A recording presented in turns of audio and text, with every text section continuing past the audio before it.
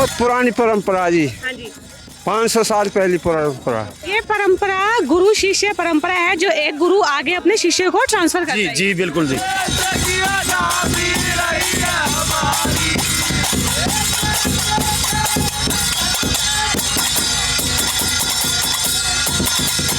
आने वाली पीढ़ियों कर ले बच्चे, तो क्या वो भी इस लाइन से जुड़े हैं कि वो किसी और लाइन बदल ली उन्होंने अपनी? देखिए जी, बच्चों में वो शौक तो नहीं है। स्कूलों में बचपन से ही कला के से जुड़ने के लिए उनको प्रेरित करना चाहिए, उनकी क्लास लगनी चाहिए। सभी लोग भारतीय संस्कृति से इसी तरह जुड़ने का ये पहलू है।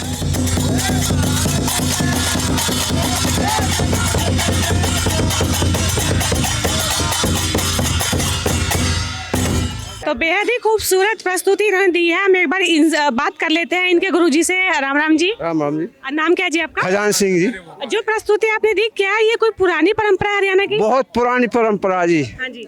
500 साल पहली परंपरा। एक बार बता दीजिए कि शुरू कैसे हुई थी, और ये जो आपने ये नगाड़ा बजा बनाया किस चीज से बनाई है? ये तो है लेदर, हाँ। ये है नीचे लोहा। जी। हमको हमारे बुजुर्ग दे गए थे इसको, हाँ। इस अमानत को। तो इसको सीखने के लिए कितना समय लगता होगा? जो नगाड़ा, ये जो ग्रुप की प्रैक्टिस है, कितना टाइम लगता होगा आप लोगों को? हमको कुछ टाइम नहीं लगता, हमारे बच्चे हमारे साथ लग जाते हैं और सीख जाते हैं। हाँ। देखिए जी, पहली बात तो ये हमारा कलाकारों को गांव में हाँ। इसमें 108 कवि भी रह चुके हैं।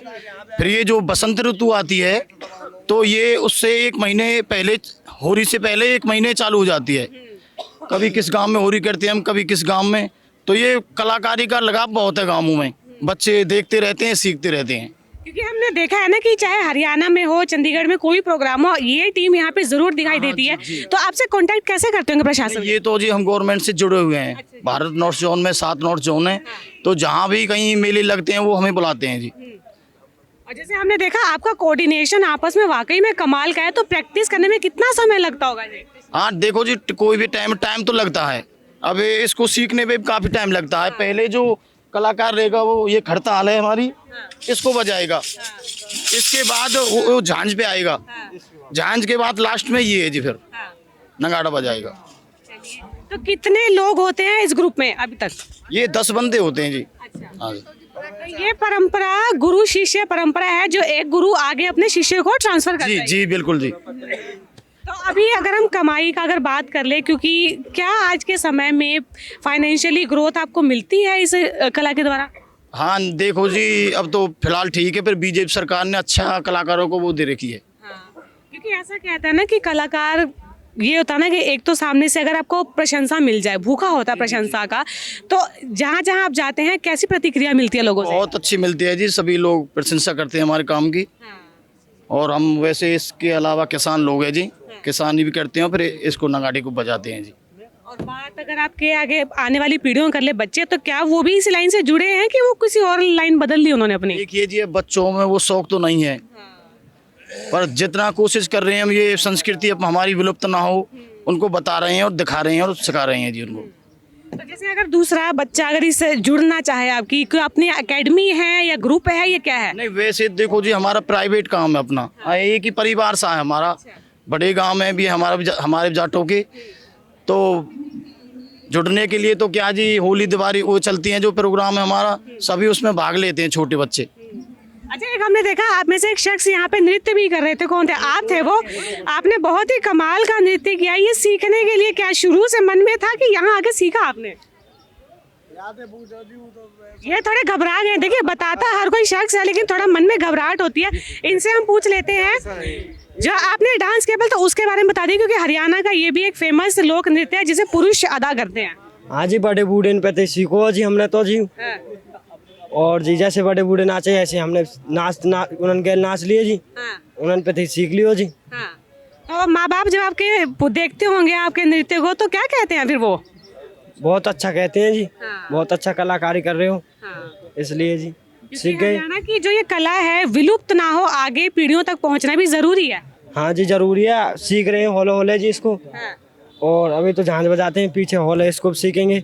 इसको आगे पीढ़ी बढ़नी चाहिए, मतलब हाँ, आपको कितना समय हुआ अभी इनके साथ जुड़े हुए? हमें जी 4 साल हो गए। हमारे बड़े भाई ग्रुप लीडर भी यही हैं हमारे। इनसे हम बात लेते हैं, इनके बड़े भाई भी हैं, इनको मास्टर कह रहे हैं। आज आपका नाम? वेद प्रकाश नाम है जी मेरा। तो ये जो बच्चे हैं आपस में जो प्रैक्टिस कर रहे हैं, इनको सिखाना आसान था शुरू में कि मुश्किल काम रहा होगा? इनको सिखाना कोई मुश्किल नहीं है जी। हाँ। ये भारत की संस्कृति है, इससे भारतीय अच्छी तरह वाकिफ है। इंग्लिश संस्कृति को हम लोग ना तो अच्छे से सीख सकते हैं, ना हम उसके इक्वल है।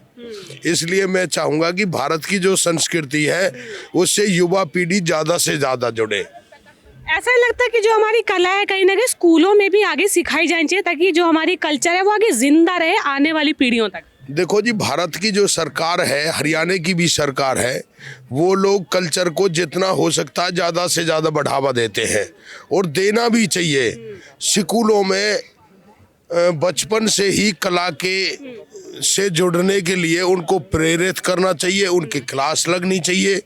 सभी लोग भारतीय संस्कृति से इसी तरह जुड़ने का ये पहलू है। इंग्लिश संस्कृति से ज़्यादा दूर रहना चाहिए, क्योंकि हम अपनी संस्कृति को अपनाएं। जब वो हमारी संस्कृति को तो अपना रहे हैं, हम उनकी संस्कृति के पीछे क्यों डोले घूमे? और भारत की जो सभ्यता है, शर्म यहाँ का गहना है, जबकि विदेशों की संस्कृति में ऐसा कुछ नहीं है। शर्म वहाँ का गहना नहीं है, वहाँ का कल्चर है।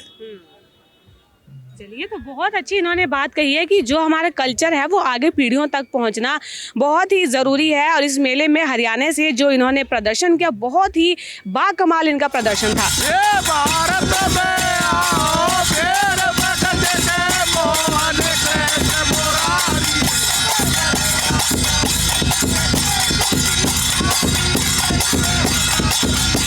ये सब मर्यादा मिटिए, देश की आजादी रही है हमारी।